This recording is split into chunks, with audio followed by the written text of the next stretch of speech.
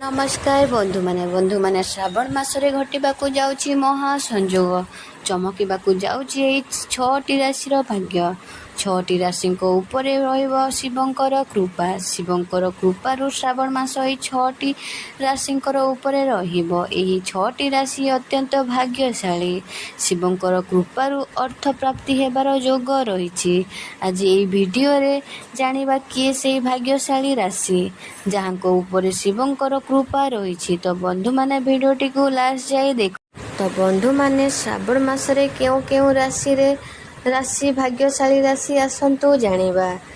प्रथम राशि होउची मेष राशि। आपण नुआ कार्य किछि करिवे बिजनेस क्षेत्र रे मध्य लाभवान हेबे। जदि पारिवारिक अशांति थिबे तो श्रावण मासरे ताहा ठीक होई जिवो। शरीर जदि असुस्थ थिबो ताहले आरोग्य लाभ मध्य करिवे। वृष राशि मानकर श्रावण मासरे अधिक धन प्राप्तिर योग रही। कुंभ राशि व्यक्तिंकर अटकी जाइतिबा धन राशि श्रावण मासरे मिली जाई पारे।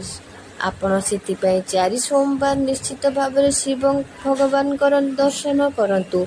मिथुन राशि भाग्य मध्य चमकिबाकू जाउछे। शिव भगवान तांकर न हेउथिबा कार्य को सुरुखुरुरे कराई देबे।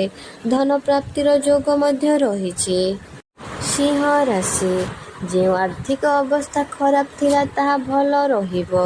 व्यय जेतिकी हबो आय मध्य सेतिकी हबो। रखिथिबा संचय अर्थ मध्य भल कार्य रे लागिबो। बिच्छा राशि शुभ फल एही मासरे प्राप्त करिवे। धन प्राप्तिर योग मध्य रहिछि। सेतिपय आपण बेलपत्र सहित फूल मध्य चढ़ातु। तो बंधु माने यह थिला श्रावण मासरे एई 6 राशि भाग्य। आशा करूछि आपण माननकु ए वीडियोटा भल लागिथिबो। जदि वीडियोटा भल लागिथाय ताहले कमेंट बॉक्स रे जय मां लक्ष्मी लिखंतु। आ चैनल टी को सब्सक्राइब मध्य कर दियंतु। धन्यवाद।